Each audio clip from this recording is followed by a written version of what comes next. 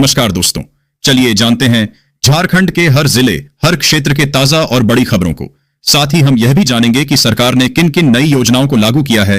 तो बने रहिए हमारे वीडियो के साथ। वीडियो को लाइक करके चैनल को सब्सक्राइब कर दीजिए और हमें कमेंट में जरूर बताएं कि आप यह वीडियो किस जगह से देख रहे हैं। नए साल से पहले घरेलू गैस उपभोक्ताओं के लिए सरकार ने एक अहम चेतावनी जारी की है। अगर आपने अब तक अपने गैस कनेक्शन की ई-केवाईसी पूरी नहीं की है तो लापरवाही भारी पड़ सकती है। पेट्रोलियम और प्राकृतिक गैस मंत्रालय ने साफ कर दिया है कि 31 दिसंबर 2025 तक ई-केवाईसी अनिवार्य रूप से पूरी करनी होगी। तय समय सीमा के बाद बिना ई-केवाईसी वाले कनेक्शन ब्लॉक किए जा सकते हैं। यह कदम देश भर में फर्जी एलपीजी कनेक्शन, डुप्लीकेट सब्सिडी और गलत बुकिंग को रोकने के लिए उठाया गया है। राशन कार्ड के बिना आप फ्री में मिलने वाले राशन का फायदा नहीं उठा सकते। फ्री या मुफ्त में राशन लेने के लिए राशन कार्ड जरूरी है। अगर आप राशन कार्ड का फायदा लंबे समय के लिए उठाना चाहते हैं तो आपको आर्टिकल में बताया गया काम पूरा करना होगा, नहीं तो आपको 1 जनवरी से राशन नहीं मिलेगा। राशन लाभार्थियों के लिए जरूरी सूचना है। राशन कार्ड के सभी लाभार्थियों को 31 दिसंबर से पहले यह जरूरी काम पूरा करना होगा। अगर यह काम समय रहते पूरा नहीं हुआ तो आपका राशन रुक सकता है। इसके साथ ही आपको राशन कार्ड से जुड़े 7 अलग अलग स्कीम का फायदा नहीं मिलेगा। भारत सरकार और कई राज्य सरकार के द्वारा डिजिटल विकास को बढ़ावा देने के लिए फ्री लैपटॉप योजना की शुरुआत की गई है। इस योजना के अंतर्गत 10वीं और 12वीं कक्षा के छात्रों को फ्री लैपटॉप या फिर 25,000 रुपए ताकि आर्थिक सहायता दी जा रही है, पढ़ाई को डिजिटल प्लेटफॉर्म पर जारी रख सके। इस योजना का उद्देश्य ग्रामीण और आर्थिक रूप से कमजोर तत्वों के छात्र को अनुदानित शिक्षा से जोड़ना है। इससे छात्र न सिर्फ ऑनलाइन पढ़ाई कर पाएंगे बल्कि प्रतियोगी परीक्षा की तैयारी, प्रोजेक्ट वर्क और रिसर्च में भी आसानी होगी। जो छात्र अच्छे अंक लाकर पास हुए हैं उनके लिए यह योजना एक सुनहरा अवसर है। पीएम किसान योजना की अगली किस्त, किसानों के लिए महत्वपूर्ण जानकारी। प्रधानमंत्री किसान सम्मान निधि योजना पीएम किसान केंद्र सरकार की एक महत्वपूर्ण पहल है जिसका उद्देश्य देश के छोटे और सीमांत किसानों को आर्थिक सहायता प्रदान करना है। इस योजना के अंतर्गत पात्र किसानों को हर वर्ष 8,000 रुपए की सहायता राशि 3 समान किस्तों में सीधे उनके बैंक खाते में डीबीटी, डायरेक्ट बेनिफिट ट्रांसफर के माध्यम से भेजी जाती है। और सरकार ने यह योजना की जो भी आर्थिक सहायता है वह सीधे ही किसान के स्वयं के खाते में डाल दी जाती है ताकि कोई भी अन्य उसका उपयोग नहीं कर सके। इसकी जानकारी यहां दी जा रही है। झारखंड सरकार ने पेसा अधिनियम की नियमावली को मंजूरी दे दी है जिससे आदिवासी बहुल क्षेत्रों में स्थानीय स्वशासन मजबूत होगा। जल्द ही अधिसूचना जारी होने से अनुसूचित क्षेत्रों की ग्राम सभाओं को वैधानिक अधिकार मिलेंगे। यह कदम स्थानीय संसाधनों, विकास योजनाओं और सामाजिक आर्थिक मामलों में समुदाय की निर्णायक भूमिका सुनिश्चित करेगा, जिससे पारदर्शिता बढ़ेगी और आदिवासी हितों की रक्षा होगी। कोडरमा में NH20 बरही रजौली के 4 लेनिंग का नया रूट अंतिम चरण में है। उच्च न्यायालय के आदेश के बाद पुराना रूट रद्द कर दिया गया था। अब यह सड़क झुमरी तिलैया से होते हुए रजौली पहुंचेगी, जिसमें 15.5 किलोमीटर झारखंड में और 11.3 किलोमीटर बिहार में होगी।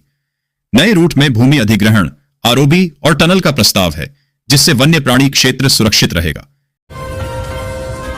झारखंड की राजधानी रांची समेत आसपास के क्षेत्रों में कड़ाके की ठंड पड़ रही है। मैकलुस्कीगंज में न्यूनतम तापमान 1.7 डिग्री सेल्सियस दर्ज किया गया। शीतलहर और घने कोहरे से जनजीवन प्रभावित है। सड़कों पर सन्नाटा पसरा है। मौसम विभाग ने मध्य और उत्तर पश्चिमी जिलों के लिए येलो अलर्ट जारी किया है। अगले कुछ दिनों में तापमान में मामूली वृद्धि से थोड़ी राहत मिल सकती है, लेकिन सुबह कोहरा छाया रहेगा। राष्ट्रपति द्रौपदी मुर्मू 3 दिवसीय दौरे पर झारखंड पहुंच रही हैं। वे रांची, जमशेदपुर और गुमला का दौरा करेंगी। इस दौरान वे दिशोम जाहेर स्थान पर पूजा अर्चना, पंडित रघुनाथ मुर्मू और कार्तिक उरांव की प्रतिमा पर माल्यार्पण करेंगी।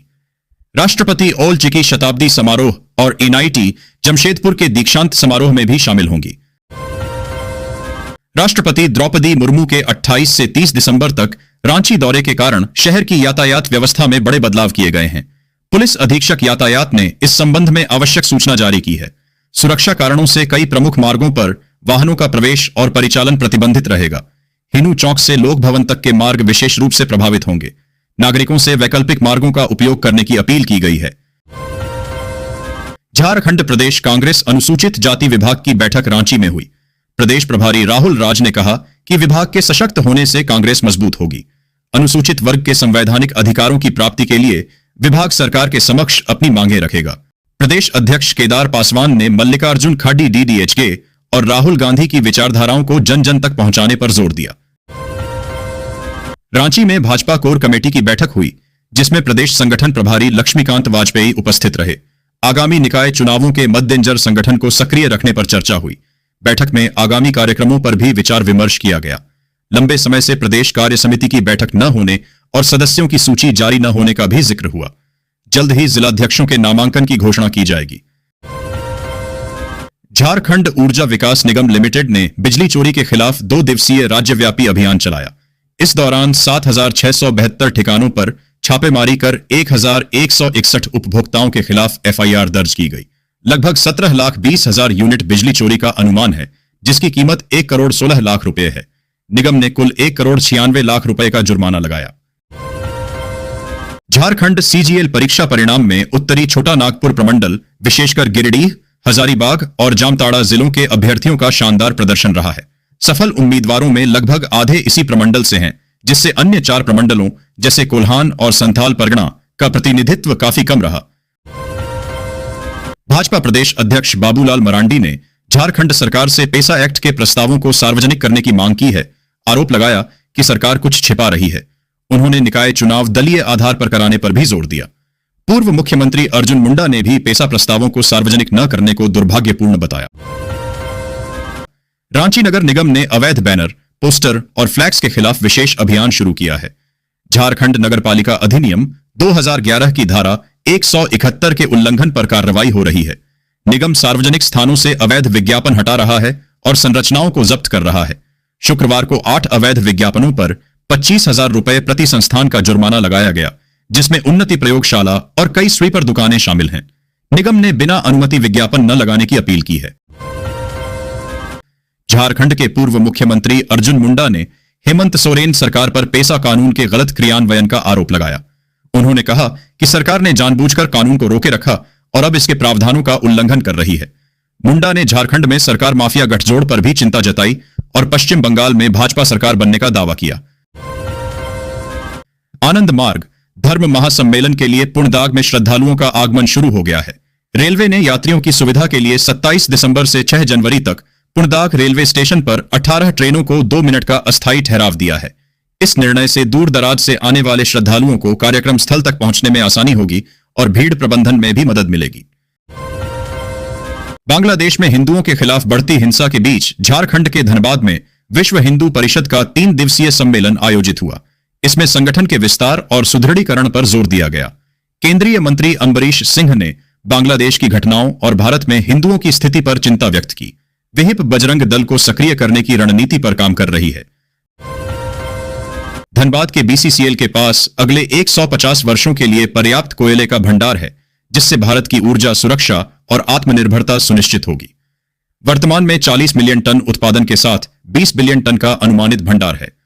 भूमिगत आग एक चुनौती है, जिसे नई तकनीकों और अंतर्राष्ट्रीय सहयोग से नियंत्रित किया जा रहा है। कोकिंग कोल के उच्च भंडार से आयात कम होगा, विदेशी मुद्रा बचेगी और हजारों नए रोजगार के अवसर पैदा होंगे, जिससे स्थानीय अर्थव्यवस्था को बढ़ावा मिलेगा। कोल इंडिया लिमिटेड CIL ने अपने शीर्ष नेतृत्व ढांचे में बड़ा बदलाव किया है। कंपनी ने चेयरमैन पद समाप्त कर चीफ एग्जीक्यूटिव ऑफिसर CEO की नियुक्ति का फैसला लिया है। साईराम को तत्काल प्रभाव से CEO का अतिरिक्त दायित्व सौंपा गया है। यह कदम कॉर्पोरेट गवर्नेंस को आधुनिक बनाने और निर्णय प्रक्रिया में तेजी लाने के उद्देश्य से उठाया गया है, जिससे कंपनी के परिचालन और भविष्य की ऊर्जा योजनाओं में स्पष्टता आएगी। नए साल से पहले 31 दिसंबर तक कई महत्वपूर्ण काम निपटाने होंगे।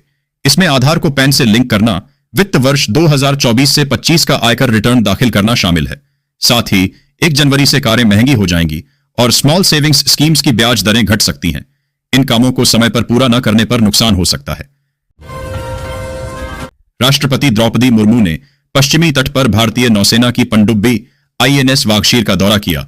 वह पनडुब्बी से समुद्री दौरा करने वाली दूसरी राष्ट्रपति हैं। इससे पहले 2006 में डॉ.